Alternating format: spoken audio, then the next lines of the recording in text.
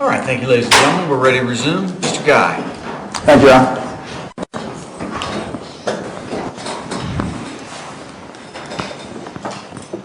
Mr. Knox, good afternoon.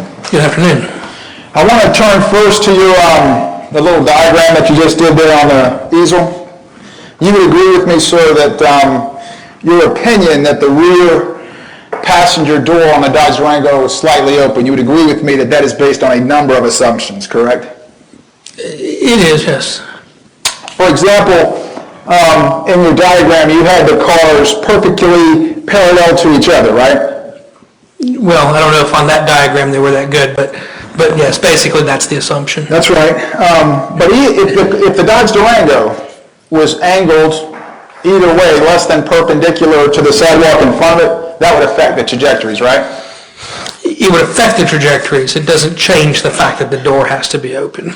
And if the Jetta, what you represent, the Jetta, was angled either to the right or the left, that would affect the trajectories, correct? It would affect it, yes. All right. And if they were both angled, then that really might affect the trajectories, correct? That's true. All right. And you're assuming in your diagram you drew them so they were front to front, right? Well, what I just drew there was driver's window to front window. Okay, but isn't it true that the driver's window on the Jetta is much wider than the front window on the Durango? Basically, I don't know how much wider, but they're not the same dimension. Okay, so if the gun was pointed out the window more towards the front, that would affect the trajectory, correct? It could, yes. And if it was more towards the back, that would affect the trajectory, correct? That's right. All right. And did you take into account the size of the shooter? That is, whether or not it was a tall person who would have their seat further back or a short person who would have their seat further forward? No, because the seat position isn't really the constraining factor. It would be the position of that B-pillar. The door post right there is what's the constraining factor. Okay, well that just constrains the back though, right? I mean, it doesn't constrain... Well, I mean, you can't reach out the window. No matter which way you're sitting, I mean, even if I'm sitting further back, if the door post is here, I have to reach around the door post. That's what I'm saying. That's the constraining factor. Right, but you could lean forward and be around it, correct? That's right. And wouldn't it affect the trajectory if the shooter had his arms kind of pulled in or pushed out? Wouldn't that affect the trajectory? It could affect the placement of the firearm to a certain extent, so I guess to that extent it would, but the real factor is where's the firearm relative to the door. I mean, that's what I'm looking at. Right, but you don't know where the firearm is relative to the door, do you? I mean, whether it's to the back, to the front, if it's in or it's out? No, that's correct. You don't know that it's exactly this particular spot within the window. It can't be further forward than the A post. It can't be further back than the B post. It can't be higher up than the top of the window. It can't be below the edge of the top edge of the door. The front post is the A post? That's right. And the middle post is the B post? That's right. What's the distance between those two posts in the Volkswagen Jetta? Let's see.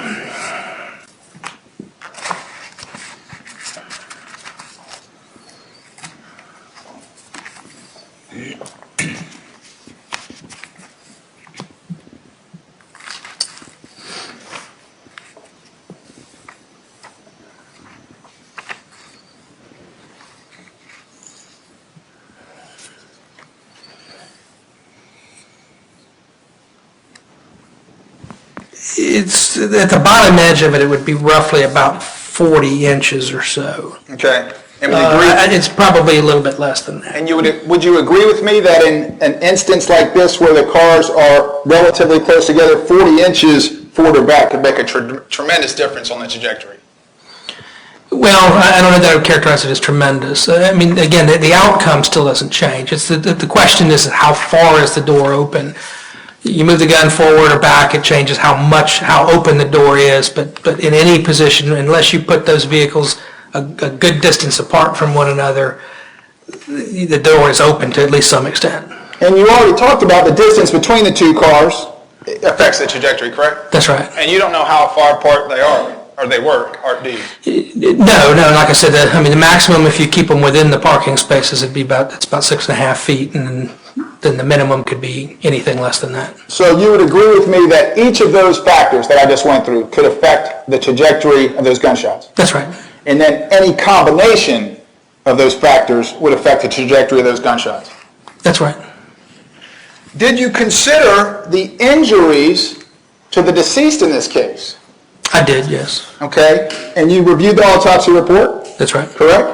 All right, well, doesn't the injuries to the deceased, doesn't that play a part in the trajectory? Because you just showed the shots going through the door, but we've actually got the shots going further than through the door, right? Into a person? Right, but what happens to them after they pass through the door isn't really particularly relevant. And then the reason being is that the door is movable and the person's movable, and therefore you don't know, I mean, what would happen is if I close the door, then the person has to be basically up against the seat in front of them. If the door is open, they could be closer back into a seated position, but there's no way to really know that. What I'm doing is taking the shots as they enter the vehicle, the first point when they actually go through and leave some evidence of where they were traveling, the direction they were going, and I'm taking that back to the position that the shooter was in. All right, well, you would agree with me, though, that Jordan Davis was leaned over to his left when he was shot, right? Yes. Okay, well, he can't lean through a seat, can he?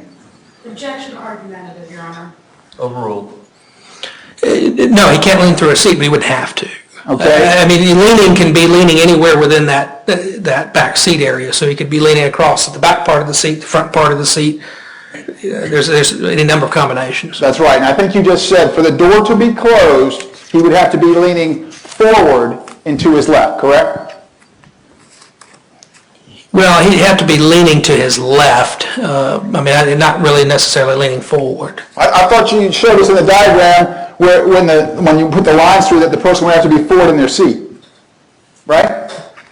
Well, forward and seat, I don't mean that the person has to be leaning forward, but if you have the door closed, here's the shot that comes through that upper part of that door. If I'm seated and it passes across right here, then the only way I could get hit is I have to actually be up here.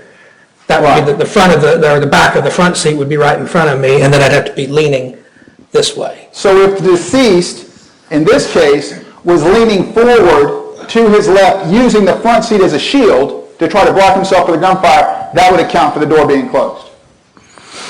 No, because you still have the issue that the door alignment does not align to where it was fired from. If you take it in its world all by itself and say, let's just look at the wounds, which is not the way that you reconstruct a shooting, then you could say, okay, yeah, that could align, but it doesn't fit with where the shots came from. Well, would you agree with me that Jordan Davis's upper body was inside the Dodge Durango when he was shot and killed? It would have to be basically inside, yes. I mean, obviously his body has to be on the interior side of the door, which would mean that, much of him would have to be actually within the vehicle, but how much, I couldn't say. And he would have to be leaned over, right? Yes. Because the trajectory through his body was actually upward, right? That's right. In that top gunshot, the highest one through the rear passenger door, that trajectory was actually downward, correct? That's correct. That is correct. So not only is the bomb going down from the door, it's then going up through him, so he's got to be way over. That's right. He's got to be leaning pretty much. And you would agree with me again, he can't lean through the back seat. That's correct.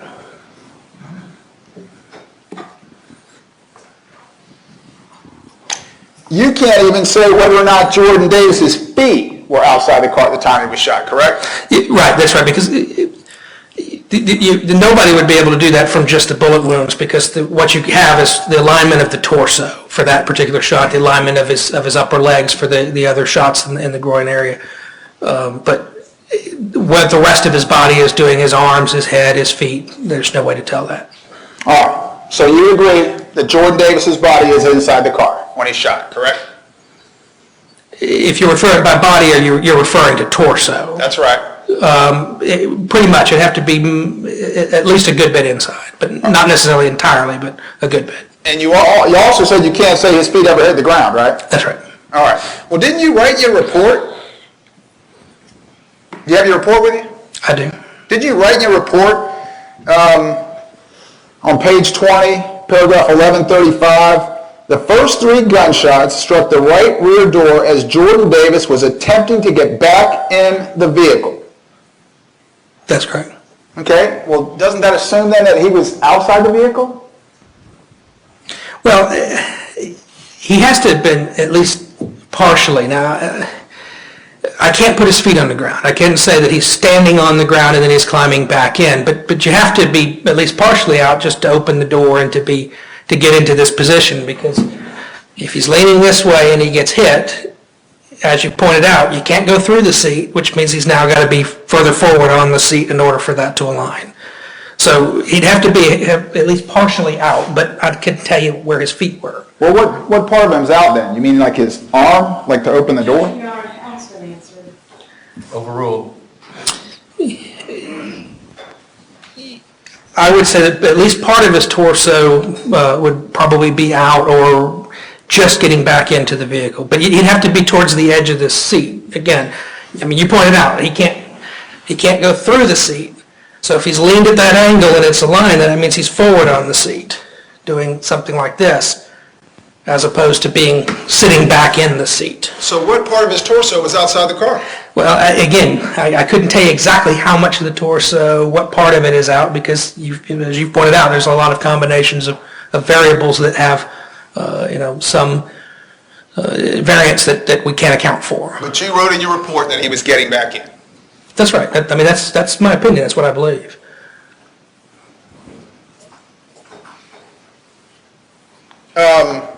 Did you read the deposition of a single person that was at the scene at the time of the shooting? No, I don't think so. We generally don't rely on statements beyond getting context or certain specific pieces of information. So the answer is no? The answer is no. I don't recall reading any depositions. And you would agree with me that all three gunshots in the rear passenger door are front to back, correct? That's right.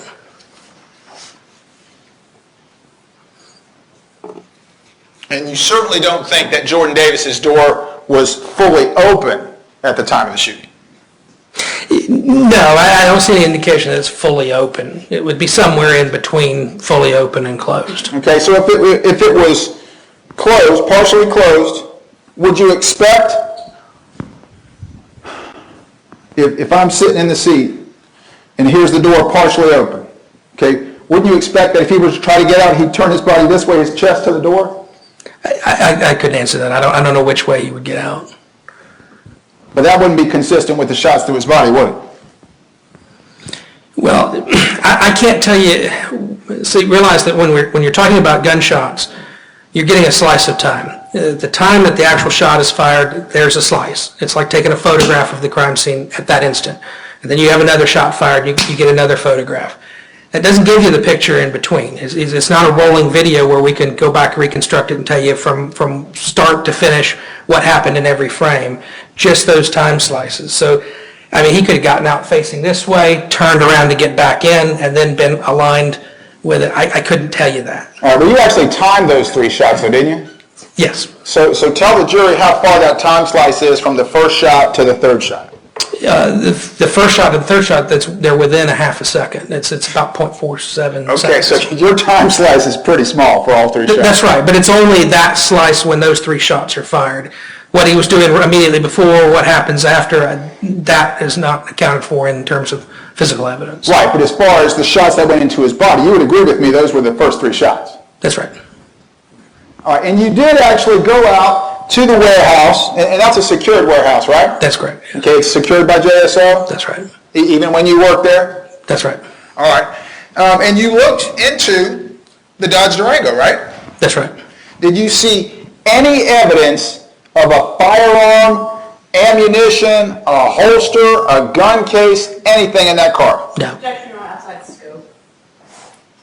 Well, he's answered it, but it is a little beyond the scope. And you didn't see anything in the car that looked like a firearm, did you? Objection outside the scope. Sustained. All right, you talked about listening to the audio tape from the gate station, correct? That's right. You would agree with me that you only heard one firearm being fired, right? That's right. All right. And I believe your opinion is that there's a difference in sound between the first three shots and the second burst of 4 shots, correct? That's right. All right, tell the jury what accounts for that. Well, there's a couple of things that could account for it. I couldn't answer the question definitively. Obviously, one would be if the door to the business, because this is coming from cameras that are inside the store, if the door to the business changed position, meaning open for some of the shots, closed for some of the shots, that can affect the sound. The other way would be the firearm itself could be inside the vehicle, then moved out of the window. That, again, could affect the sound that's being picked up by the surveillance system inside. Okay, so the positioning of the gun going from inside the car to outside the car, or vice versa, could affect the sound of the gun, right? That's right. Okay. Also, you said if the door to the business changed during that sequence of shots, right? That's right. Did you watch the videotape to the store to see if the door position changed? No. Isn't it true that it didn't change? Objection, Your Honor, calls for speculation, said he hadn't seen it. Sustained. You didn't watch the video? No, I wasn't looking at that issue. And you did review, I think as you said earlier in your introductory remarks, that you reviewed a number of reports from the Jacksonville Sheriff's Office patrol officers, That's right. crime scene detectives, That's right. and the medical examiner. That's correct. You did not find any errors with the work of the Jacksonville Sheriff's Office crime scene technicians, did you? No, but nothing that I would say. Your Honor's calling vindicated opinion testimony is that other witnesses improper. It's overruled. It's not opinion testimony, I don't believe. Did you find any errors with their reports, the evidence technicians? No, not anything that would have grossly affected the outcome. All right. Any errors with the way they placed the dowel rods into the bullet holes? Well, they didn't measure any angles of it, so I couldn't tell you that they've got the angles exactly right, but I mean, you're basically sticking a dowel through a couple of holes, so there's a limited room for it to move anyway. You didn't find any errors? No, I mean, but I'm saying I couldn't tell you that there's not. I just can't tell you that I didn't see anything that's grossly different from what I found. You find any errors in the medical examiner's work? Objection, Your Honor, I believe that's outside the scope of his expertise. Sustained. And Mr. Knox, when was your first contact on this case? Objection, Your Honor, may we approach? Yes, ma'am, with the court reporter.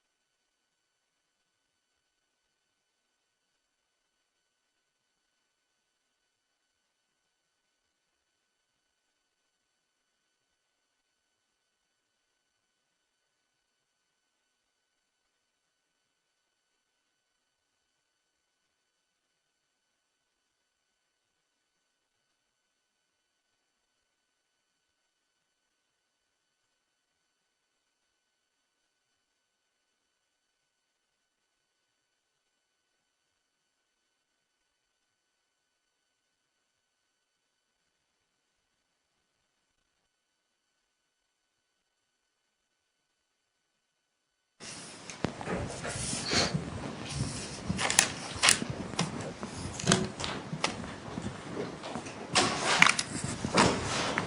you have that set up where I can do it?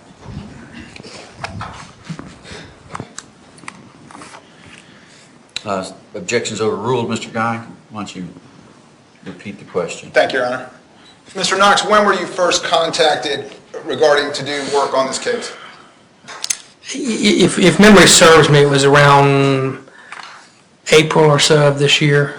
All right, and when did you actually visit the Dodge Durango?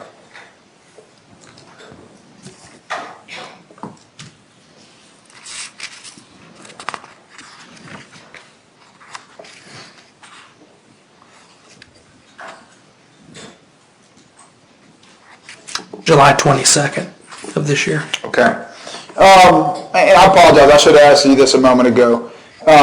You can't say definitively which of those first three shots struck Jordan Davis. You can't order the shots. Which shot was first, second, or third, correct? That's right, that's right. All right. Did you not put in your report that the first shot was the one through Jordan Davis's chest? Yes. But now you're saying you can't say that? No. I can't give you a complete sequence. My opinion is that the shot that goes through the upper part of the door, the highest one up, is the one that goes into his torso, that's the first one fired. But I couldn't tell you the two with the groin what the sequence is, and I can't tell you with 100% certainty that that's the first one, but I believe that's the first one. All right. If we can go through, I want to go back to your slide presentation. Okay, and I think we've got little numbers on these now. We're going to call this 51-1. You talked about the fact that there was artificial lighting used in the photography, correct? That's right. All right, you would agree with me, though, that there appears to be lights on in the store, right? That's correct. And there appears to be lights on the outside of the gate gas station, correct? That's correct. And there appears to be lights on the gas pump island roof, correct? That's correct. Next slide.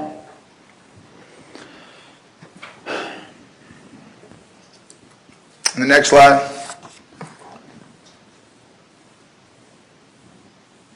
That's 51-3. Can I see the next slide? 51-4. You talked about the shell casings, right? That's right. Shell casings move all the time, don't they? I mean, they bounce. Like you said, they get kicked, etc.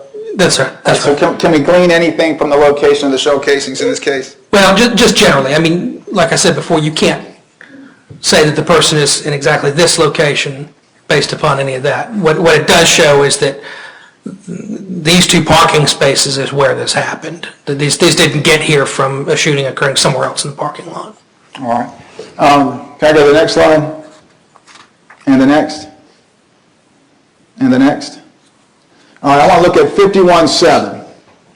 That is the picture that you talked about, the glass being shattered in the front passenger window, correct? That's right. All right. And can I go to the next one, I believe? Okay, 51-8. That shows the glass folded over, right? That's right.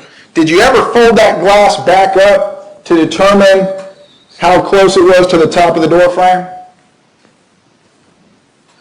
I don't recall. We may have done that, and I'd have to go back and look at all my pictures and stuff. So when you say that the front passenger door was down somewhat, it only had to be down just a fraction of an inch, right, to fold over like that? That's right. It's got to be out enough to get it out of the weather stripping. I couldn't tell you whether that's an inch or 2 inches or what have you, but it was not high to where it's all the way up in the weather stripping. All right. But if you had folded that up, that would give us a better indication, right?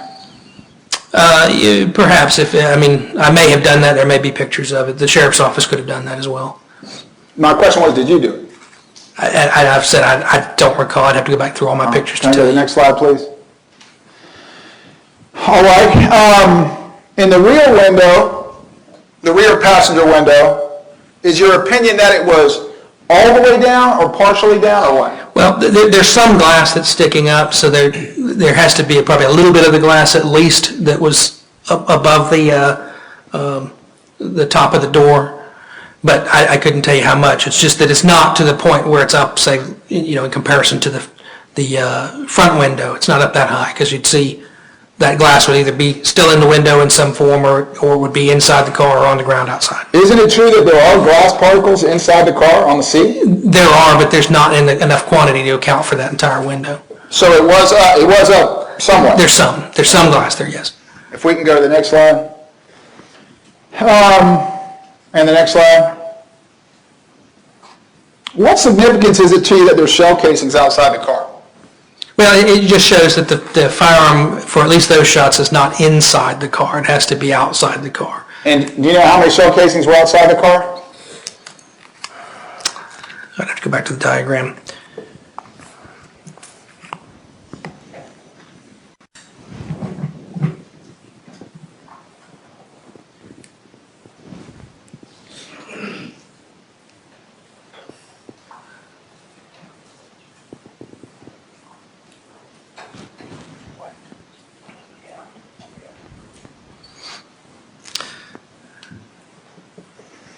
Out of the 10 total that were recovered, you have 5 that were on the parking lot.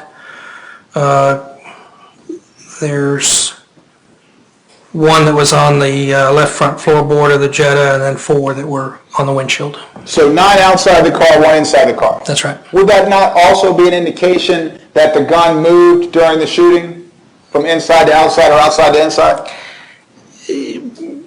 Possibly, although you could still get one inside the car even with the gun outside of the car. All right. Next slide. All right. 5112. Would you circle for me that little piece there on the right side of the screen towards the back of the seat? Talk about this right here. That's right. Tell the members of the jury where that came from. Well, it looks like it's a plastic piece that came from here, which would be the middle of those 3 bullet holes. Okay, and it's on the seat, correct? That's right. Would that be consistent with the door being closed when the gunshot was fired? It wouldn't give you an indication, because you don't know how it got from the door to there. It could have gotten onto Jordan Davis's clothing and then been dropped on the seat. It could, it could still get there even if the door was open to a certain extent. So there's no way to really know. My question was, though, would it be consistent with the door being closed? Well, but saying consistent with implies that it's inconsistent with something else. If it's consistent with any of the possibilities, then I guess the answer really would be no. It's not consistent with the door being It could closed? be any of the possibilities. So you can't say it would be this over the other possibility. The door could be open or closed. It could still get there. Okay. You would agree with me that states 5112, defense 5112, that there are a variety of photographs of those 3 probes sticking through the door from the inside, right? That's right. And this is the one you chose, right? Well, it's one of the 2 that we chose, yes. Okay. Did you choose another? Is there another one? Did I miss it in your PowerPoint slide with the door closed and these coming inside? There's one where the camera was overhead. Okay, I'm talking about from the inside the car, though, not out. Oh, from inside the car. Yeah, this is the one that I selected for the But there were other photographs, right? There's quite a few photographs that they took, yes. Okay. Next slide. 5113. Do you see glass particles there on the seat? Yes, there are some. And as well as that piece of plastic again? That's right. Okay. Next slide. 5114. Next slide. Next. These are just measurements of the heights, right? That's right. Okay, next. Next. Next. Back up. 5118. All 3 of those bullet holes, and these are the ones in the rear passenger door, right? That's right. They all have an angle to them, right? They do, yes. And I think you said there wasn't much difference. I forgot exactly how you put it, but not much difference in the angle. Well, I think the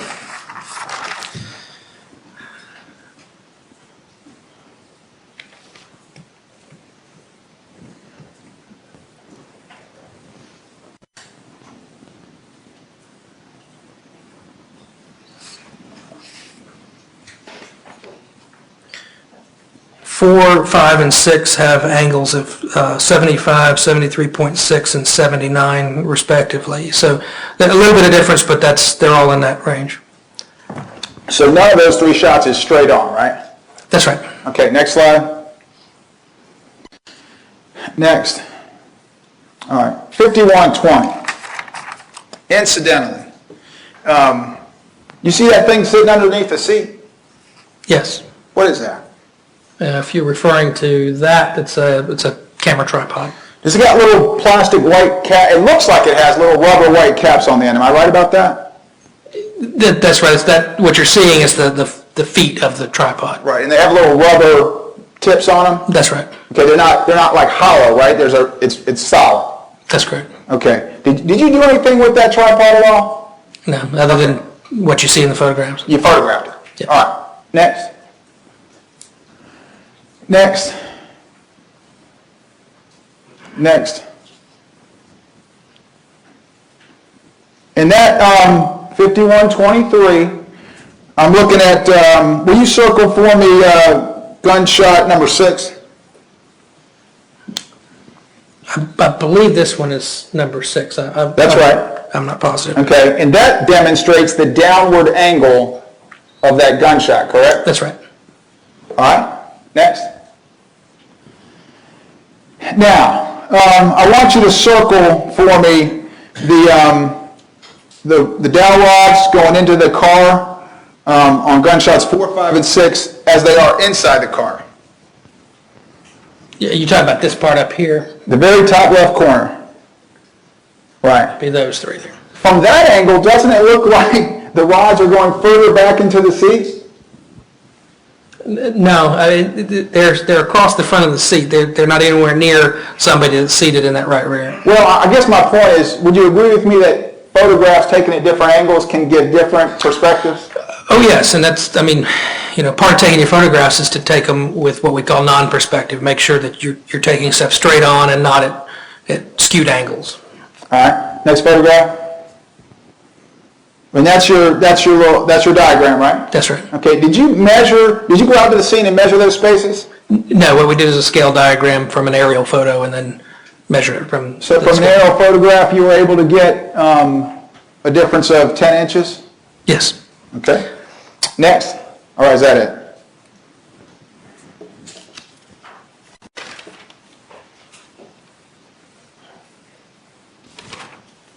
All right, you all might have a moment? Yes, sir. Hang on. Turn the mic off. It's off. It wasn't, because I could hear Miss Corder whispering in your ear. No, I know. I turned it off as she was speaking to me. I apologize. I should have turned it off before I approached her. All right.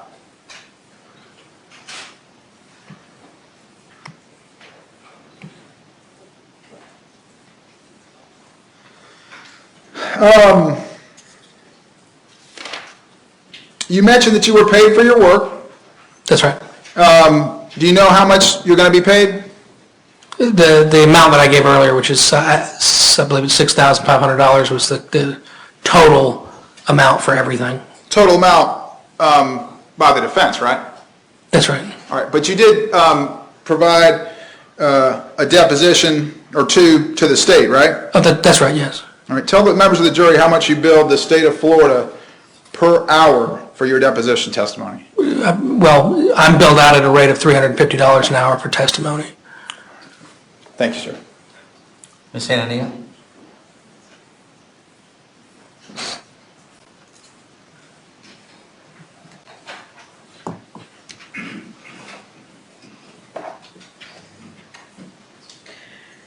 Mr. Knox, you were asked a number of questions by Mr. Guy about about different potential positions of the cars, right? That's right. And he asked you about if one was skewed or if the other was skewed, if they were closer or farther apart. Isn't that right, sir? That's right. Okay. So, and he asked you for each of those, would that affect the trajectory? All right. So when you're talking about the trajectory, what specifically are you talking about? Well, what it would affect is that the angle of the door can change depending on exactly where the shots are fired from. I mean, basically what we analyzed is middle of the window, car centered in the spaces, window to window,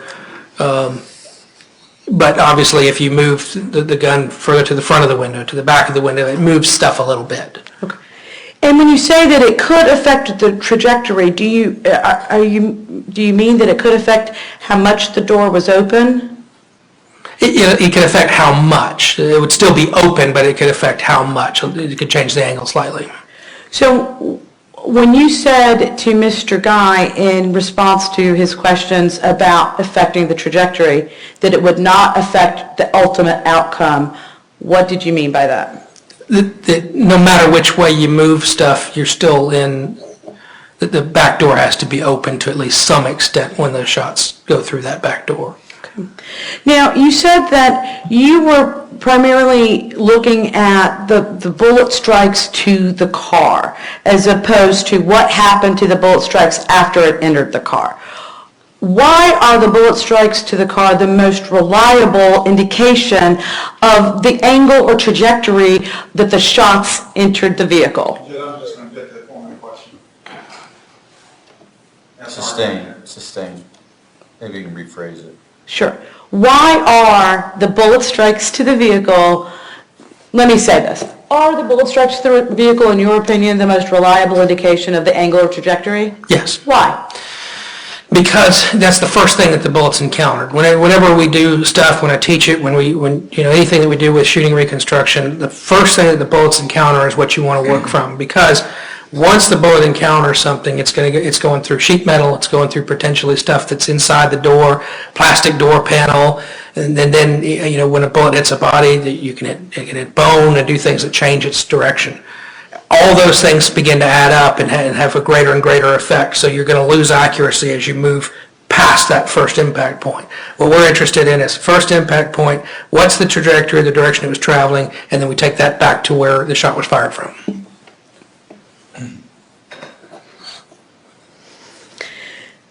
Now, sir, you were asked a number of questions about Mr. Davis's leaning and whether he's getting into or getting out of the car.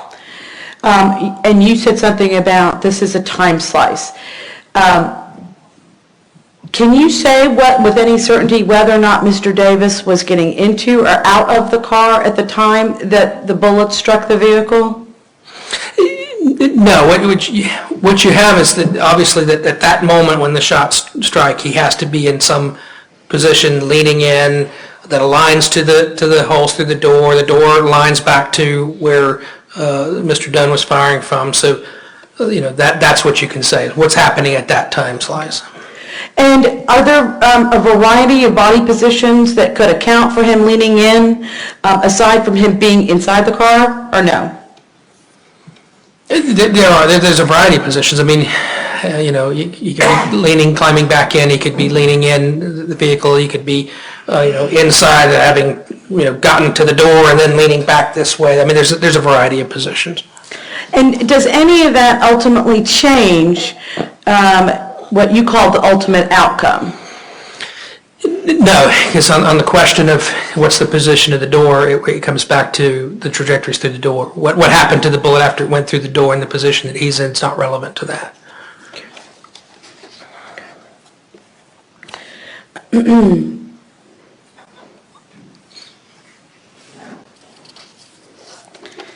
Now, sir, you were asked about when you able to visit the JSO warehouse in order to do your own examination of the car, the Durango, and the Jetta.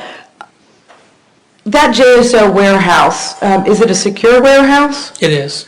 And who's it under the control of? Well, where the evidence storage is, there's actually officers that work in that warehouse and that have control of it. So that you have to sign in, you have to be allowed in, and they have to take you in and open it up for you.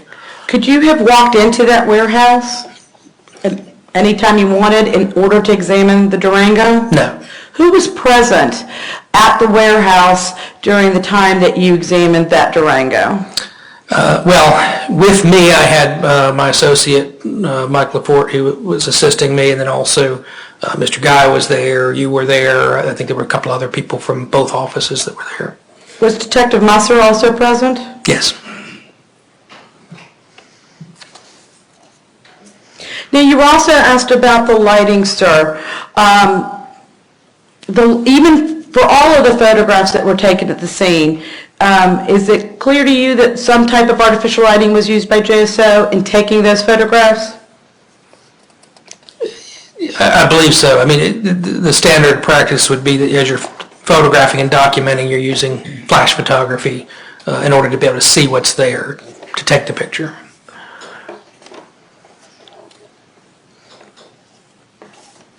Sir, and isn't it, and in going back, and if we need to look at the presentation again, and going back while Mr. Guy was speaking with you, were there one or two photographs that actually showed the interior of the car with the dowels in place?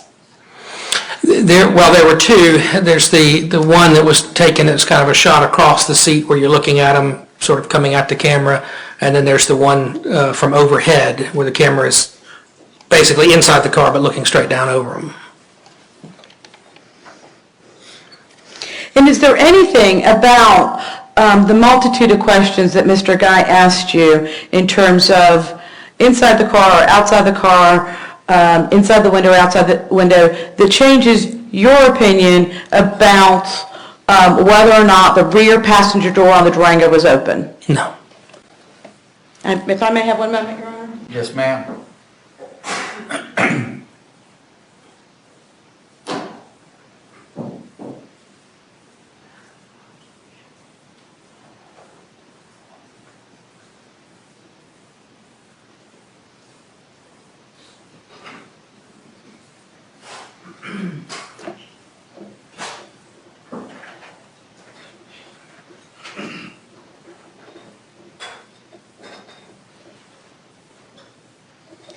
Sir, I want to go back to the issue of the rear passenger door window. Do you mind? If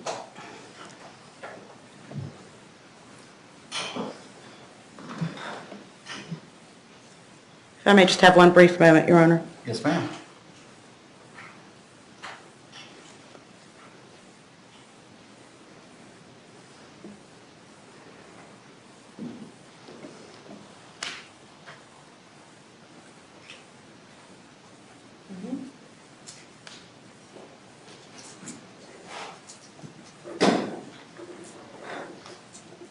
Okay.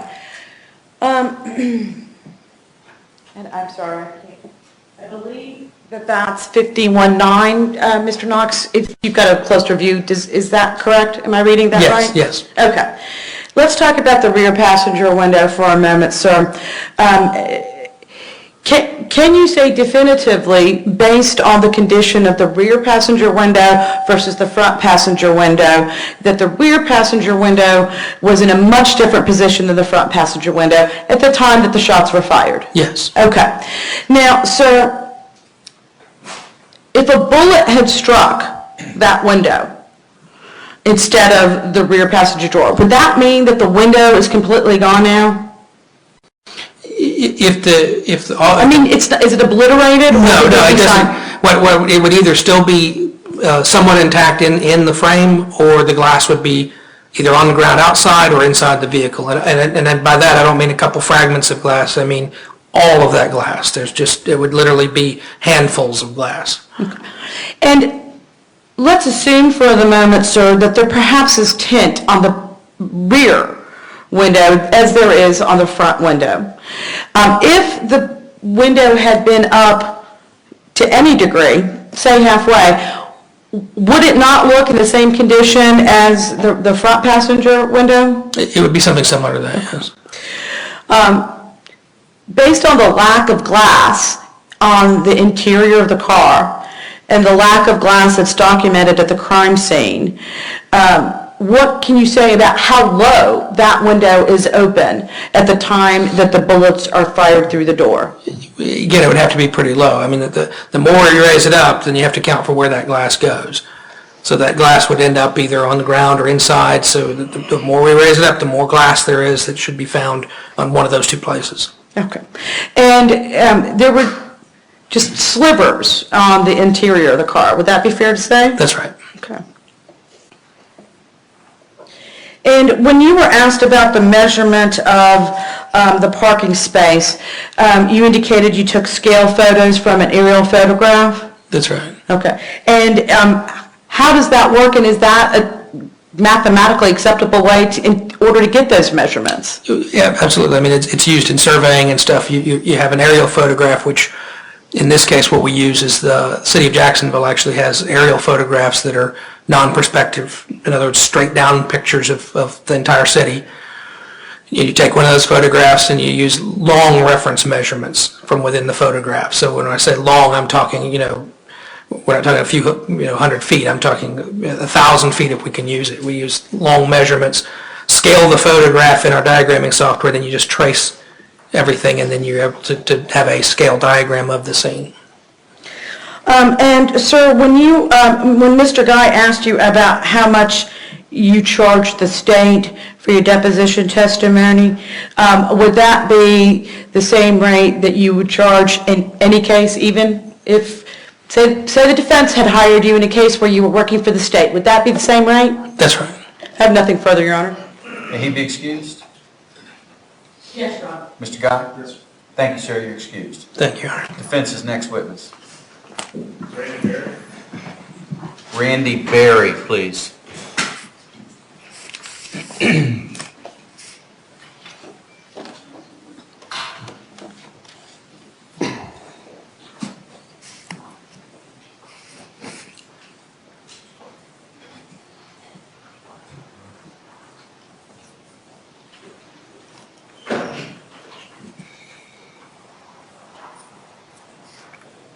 Mr. Berry, if you'll come to the front for me, please. If you raise your right hand, the clerk will administer the oath to you. Do you solemnly swear or affirm that testimony you shall give is truth, the whole truth, and nothing but the truth? Yes, I do. All right, sir, if you'll come right around over here for me, have a seat.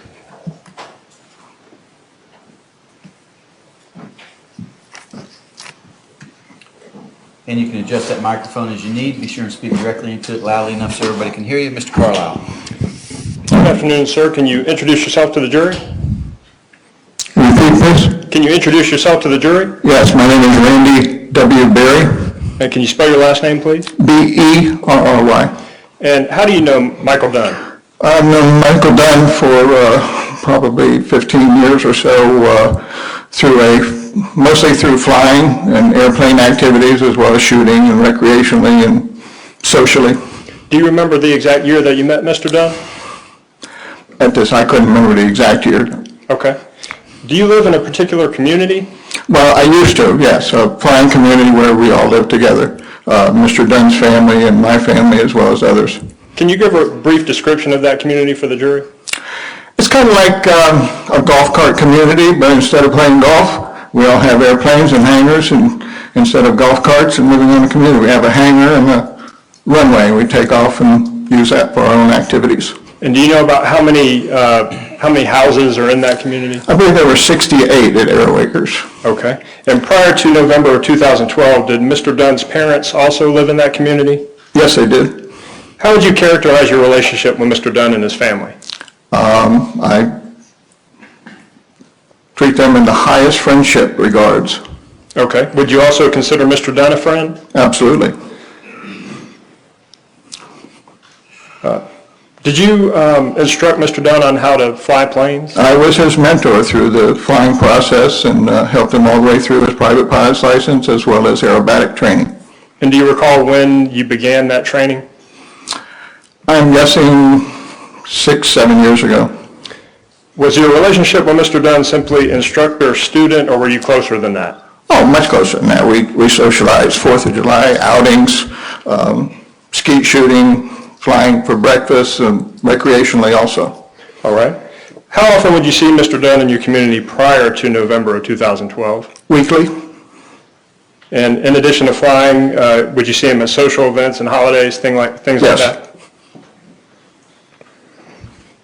And he didn't live in that community, correct? I believe he did for a short period of time earlier, but later in the dates, no. Did you still consider him a part of that community because of the family setting of? Yes, he'd always show up Saturday mornings and go flying with us. Because of your relationship with Mr. Dunn and his family, do you know of Mr. Dunn's reputation for peacefulness? Yes, he's a gentleman, in my opinion. Have you ever heard anything contrary to that within your community? Not until this episode here. Nothing further on. Thank you, sir. Ms. Corey? So your community is this defendant's parents' community, is that correct? Well, actually, I don't even live there anymore. All right, I've well- moved myself. Whatever you referred to on direct examination with defense counsel. Yes, Arrow Acres, Right, FD 88. right. Did you ever socialize with Mr. Dunn in his own community where he lived or worked? Yes, it was work, yes, many, many times. Okay, what about where he lived? Well, he lived in several different places at the time, but most everything was always centered around the community. Did you ever socialize with him outside of that area of Florida? Oh, yes. Other than the trips you took? Let me be more specific. Were you up here the weekend of November 12th? 2000? No. I mean, November 23rd, 2012? No. Do you know anything about the facts of this case? No more than what I read in the paper. Do you know anything else about the facts of this case from personal knowledge? No. And do you know anything about the people with whom Mr. Dunn was that evening? No. Nothing further, Your Honor. May he be excused? Yes. Thank you, sir. You're excused. Next witness. Beverly Berry. Beverly Berry.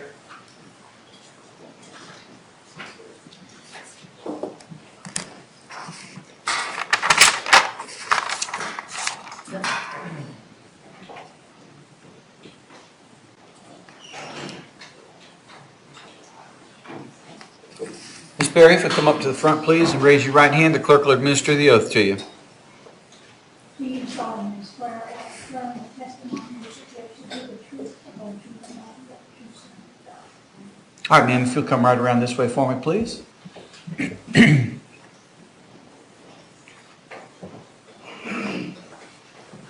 And you can adjust that microphone as you need. Be sure and speak directly into it loudly so everybody can hear you. Mr. Carlisle. Good afternoon, ma'am. Good afternoon. Can you introduce yourself to the jury, please? My name is Beverly Berry. Can you spell your name, please, for the record? Beverly, B-E-V-E-R-L-Y, Berry, B-E-R-R-Y. Thank you. How do you know Mr. Dunn? I knew him through his parents. We lived in a flying community, Arrow Acres, and we did socialize and fly together, and my husband was his flight instructor. Did you meet Mr. Dunn at the same time as your husband did? My husband knew him earlier than me. Okay. Significantly earlier? I don't know exactly. My husband had lived in the home a few years before I did in that location. Do you remember when you met Mr. Dunn? Do you remember the year? It would be 2006. Okay. And prior to November of 2012, would you see Mr. Dunn pretty frequently? We had a habit of going flying on Saturday or Sunday breakfast to Okeechobee, and he was often part of that group. And when you say often, would it be every weekend? Most weekends, many weekends. Okay. Other than flying with him and going to breakfast, would you also see him at social events? There were other social events. So you didn't know him solely as a student of your husband? No, not solely. Were you friends with Mr. Dunn's parents? Yes, And they were members of your community? yes, Were you close enough with his parents that you would go over to their house? yes, And would they also come over to your house? yes. Would Mr. Dunn frequent your house as well? Yes, he'd been there, yes. And would these interactions be strictly about flying, or would they also include getting together socially? Socially as well, yes. Okay. And you mentioned the community, was it Arrow Acres? Yes. Can you briefly describe that community? Arrow Acres is a flying community, much like a golf community, only everybody has a lot on a taxiway or the landing strip, and it revolves around airplanes. There's about, 60, 70 lots and homes. Because this was a flying community, and was it a pretty tight-knit group? Yes, Would you say most of the people in the community were familiar with each other? yes. How often would Mr. Dunn frequent your flying community? Well, like I said, there were many weekends that we all went to breakfast. You know, there'd be 3 or 4 planes that would fly. Okay. Do you consider yourself close to Mr. Dunn's family? Yes, Close friends? close friends. And was Mr. Dunn close to your family prior to November of 2012? Yes, Based on your knowledge of Mr. Dunn in this community, do you know or have a belief about his reputation for peacefulness? yes. And what is that? I've never observed anything other than calmness, you know, normal. And had you ever learned anything to the... I'm going to object, that wasn't responsive to the question. Sustained, sidebar with the court reporter.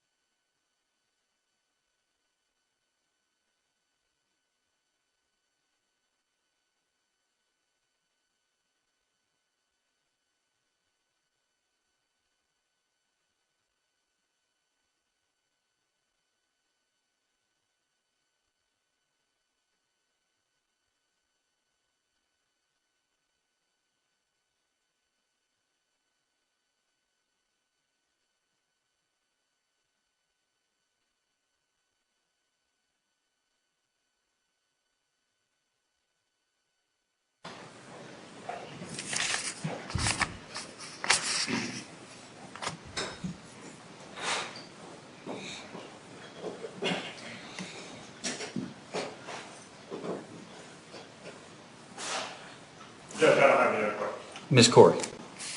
Mrs. Berry, isn't it true that the generation of the Aero Club that you just spoke about is more Mr. Dunn's parents' generation than his own generation? Isn't that true? It's not, no, not totally, no. What percentage?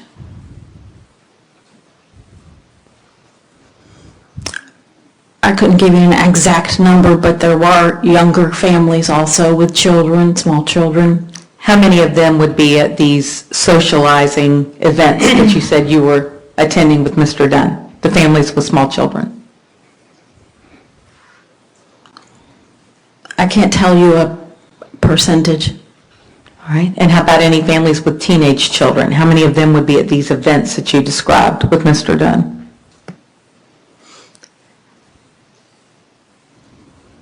Will you ask that question again? Yes, ma'am. How many of the families in this Aero Club that you spoke of, which is the world in which you know this defendant, correct? Yes? Did you know him outside of that realm, his parents, friends, and where they lived? Did you know him outside of that? We had been to additional functions. Outside of Yes. that group with his parents? Mm-hmm. Let me ask you a question. Did you and Mr. Berry ever socialize with Mr. Dunn when his parents weren't there?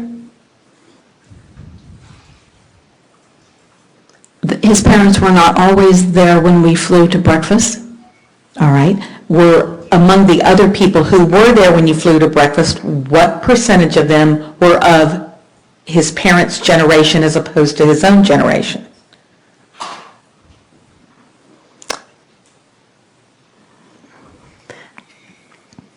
Maybe if there were other times where there were younger people from our community that were at these breakfasts.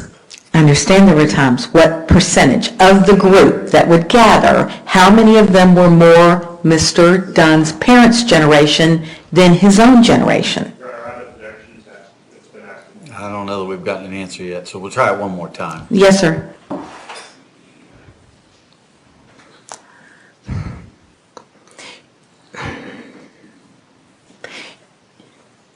I guess ask me that question one more time. Mrs. Berry, we're talking about a community where Mr. Dunn's parents lived. Is that correct?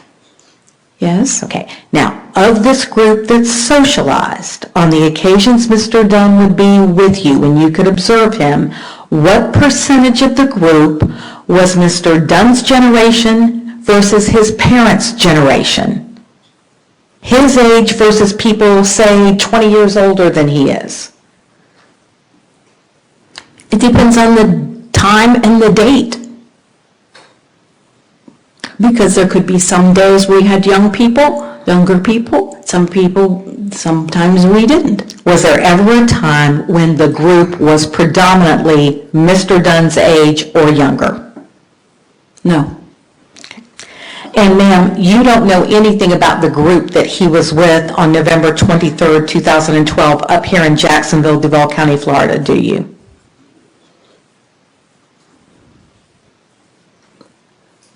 I don't know who all the group he was with was. Yes, ma'am. And had you ever met Rhonda Bauer? Yes? Okay. But did you know anything about the event that they attended up in Jacksonville, Florida? I did not. Okay. And you don't know anything about the details of this particular case, is that correct? Of your own personal knowledge, do you know anything about the details of this case? Other than what's public? Okay. Of your own personal knowledge, do you know anything about the details of this case? Were you here? Did you observe anything? Did you hear anything? No. May I have just a moment, Your Honor? Yes, ma'am. That's all I have of Mrs. Berry. Thank May you. she be excused? Yes. Thank you, ma'am. Next witness. Frank Thompson. Frank Thompson.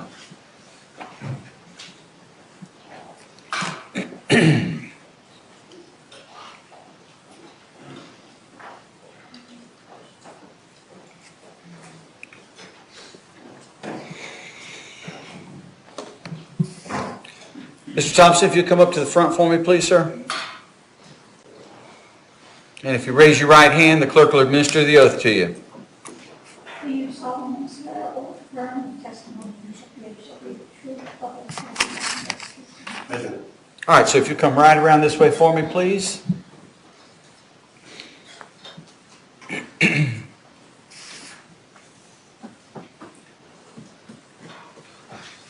And you can adjust that microphone as needed, and just be sure and speak directly into it loudly so everybody can hear you. Mr. Carlisle. Good afternoon, Mr. Thompson. Can you introduce yourself to the jury? My name is Frank Thompson. And how do you know Michael Dunn? I met him 10 or 12 years ago at his father's place. Okay, so did you meet Mr. Dunn through his father? Yes, And did you meet them in the community where you lived back in November of 2012? yes. Can you describe that community? It's an air park for people who have airplanes. Okay. And is that a tight-knit community? Pretty good, Does the common interest draw everybody together? yes. How often would you interact with Mr. Dunn? I'd fly with him probably every weekend, And how long did that go on? 3 or 4 hours. I mean, how long did you fly with him every weekend? Oh, for 5, 6 years. Okay. Along with flying together, would you also see him socially? I saw him at dinners at his parents' place. Would you also see him at parties and holidays, stuff like that? No, I didn't do that. Okay. Would you also socialize outside of the community? No. Would you go to air shows together, anything like that? Yes, we went to Sun and Fun together. Okay. In your community, are you aware of whether Mr. Dunn has a reputation for peacefulness? Yes, he was a gentleman. Okay, and what is the reputation in the community of Mr. Dunn? Very nice guy. He wasn't known in the community as being a hothead? No. Mr. Carlisle, sidebar again.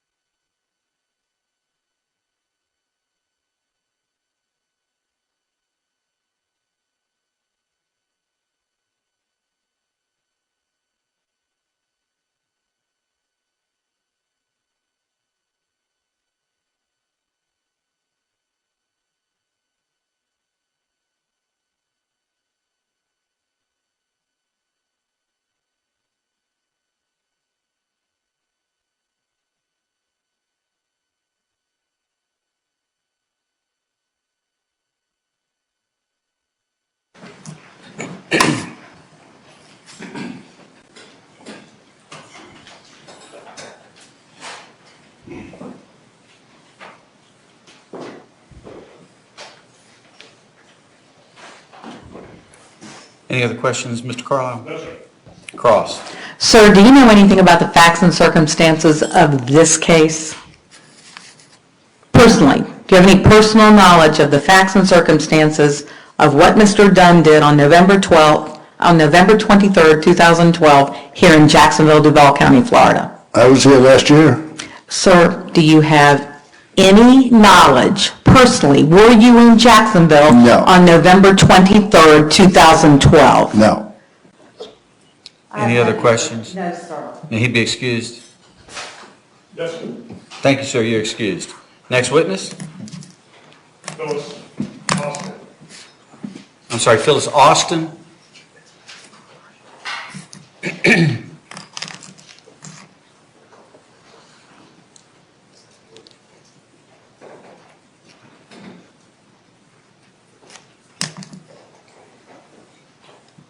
Do we have one moment, Your Honor? Sure.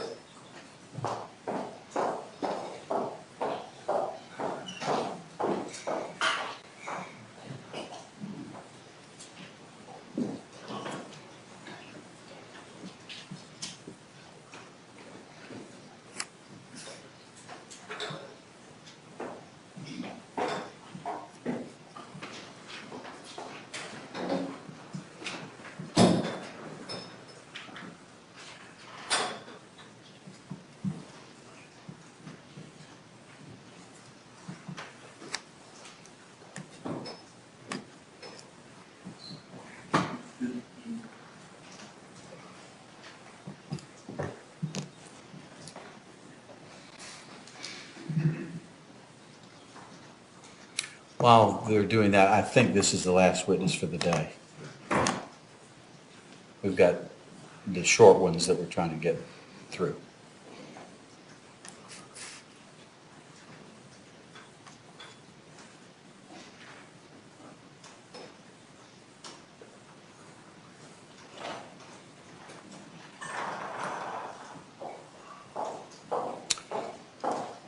Good afternoon, ma'am. If you'll come up to the front for me, please. And if you'll raise your right hand, the clerk will administer the oath. Do you solemnly swear or affirm the testimony you should give to be the truth, the whole truth, nothing but the truth, so help you God? All right, ma'am, if you'll come right around this way for me, please.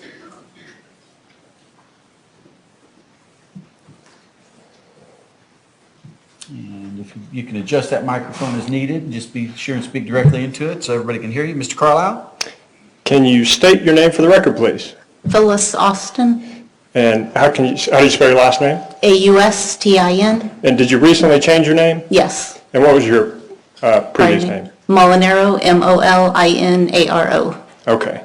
How do you know Michael Dunn? I was married to him. How old were you when you were married, when you and Mr. Dunn got married? I was 19. And do you recall how old Mr. Dunn was? He was 18 still, Okay. And where did you two get married? in Key West. Is that where you grew up? My dad was military, Okay. so I was there for a little while. Did you go to high school with Mr. Dunn?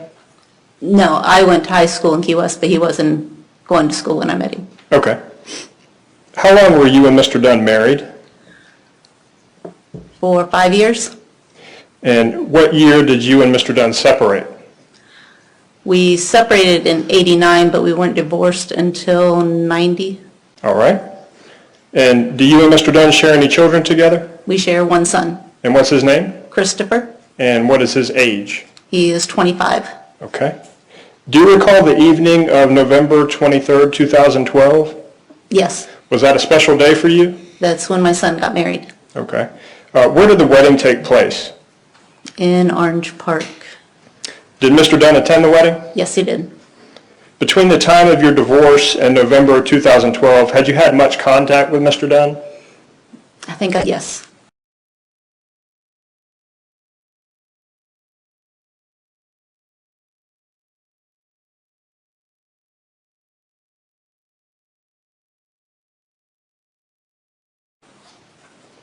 Was it important to your son that Mr. Dunn attend the wedding? Yes. Did Mr. Dunn arrive to the ceremony on time? Yes, he did. As far as you know, he was respectful to all the guests? Yes, he was. Did you attend with your daughter? Yes. And was he respectful and polite to you and your daughter? Yes. To your knowledge, was there any animosity or hostility shown to Mr. Dunn at the wedding by any of the guests? No, there wasn't. Any from Mr. Dunn towards any of the guests? No. Did it appear that Mr. Dunn was in good spirits throughout the evening? Yes. Throughout the wedding and the reception? Yes. Was Mr. Dunn involved in having family pictures taken? Yes, he was. Did you have any reservations about being in wedding pictures with Mr. Dunn? No. Did your mom attend the wedding as well? Yes, she did. Was she upset about Mr. Dunn being there? No. Did they seem to enjoy each other's company? They did. They danced. Did your brother also attend the wedding? Yes, he did. Did he and Mr. Dunn interact at all? They sat at the same table. Okay. When you and Mr. Dunn were married, had you ever seen him drinking alcohol? Yes. And I know that was many years ago, but back when you two were married, did you ever see him impaired by alcohol? Objection, relevant. Sustain.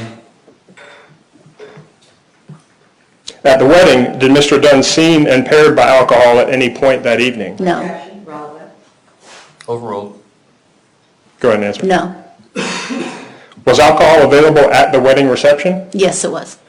Was everyone making their own drinks? No. There was a bar they made him. Okay, was there a bartender or would people There was a just... bartender. Okay. Were the cups or glasses used for the drinks large or small? They were small. Was there a band or a DJ at the reception? A DJ. A DJ? Do you know what kind of music was being played? A large mix of music. And that's because of Christopher's age? Well, his age and his new bride's family is from Puerto Rico, so there was a wide variety of music. Do you remember if Mr. Dunn sat near the DJ and the speakers? Yes, he was at the table right in front of it. Did he ever show any signs of anger at any of the music being played? No, Did you see Mr. Dunn leave the reception?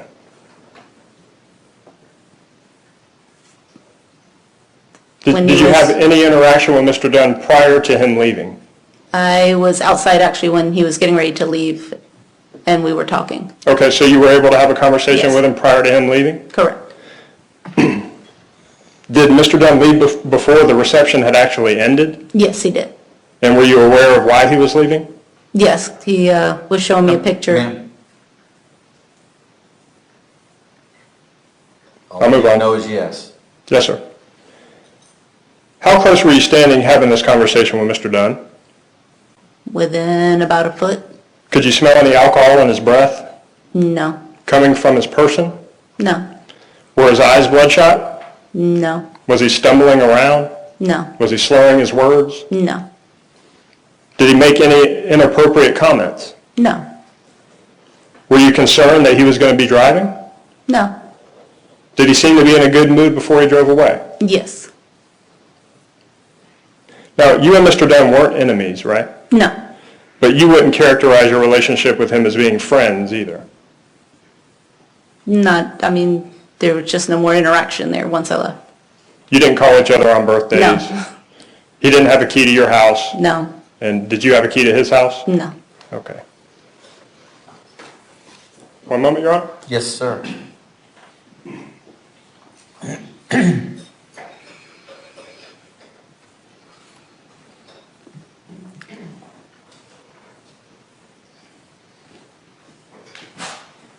At the reception, was food served? Yes, Are you aware of whether or not Mr. Dunn ate food at the wedding?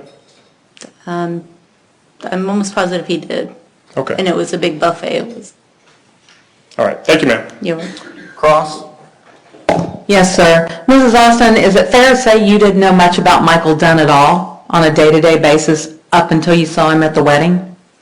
well, I knew him for, Other than that, other than when you were married to him, between those two time periods?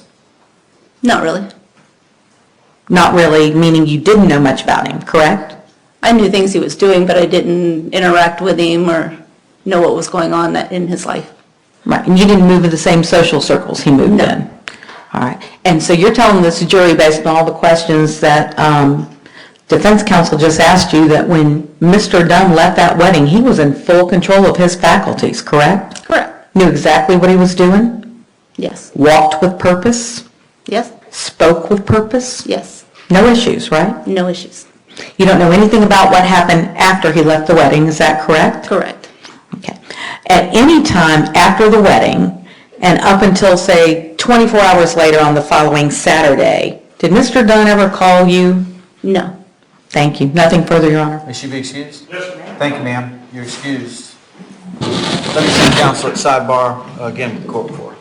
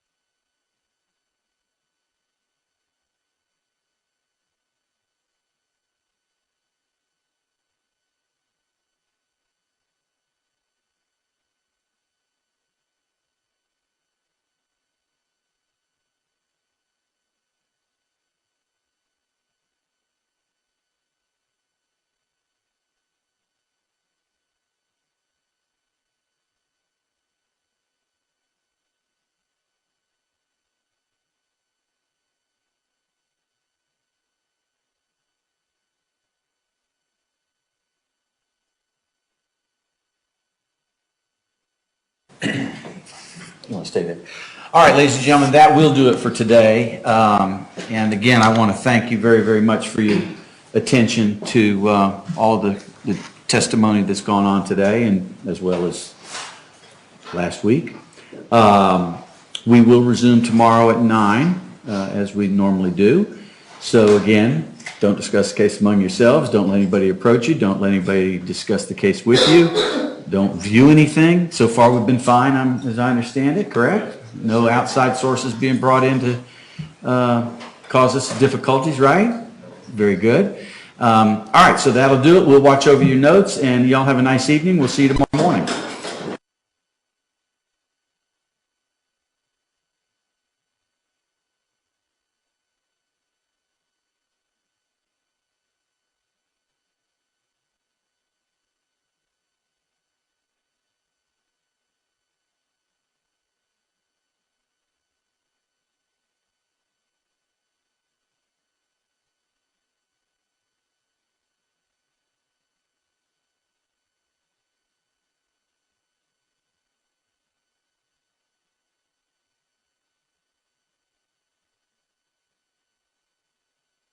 I can give that back to somebody.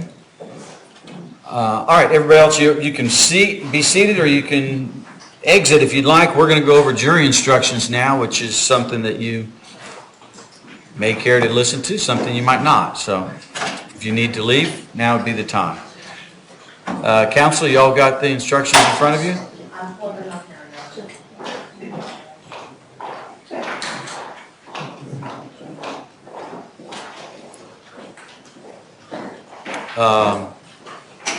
I don't know. Does the media want to broadcast all this? I guess not.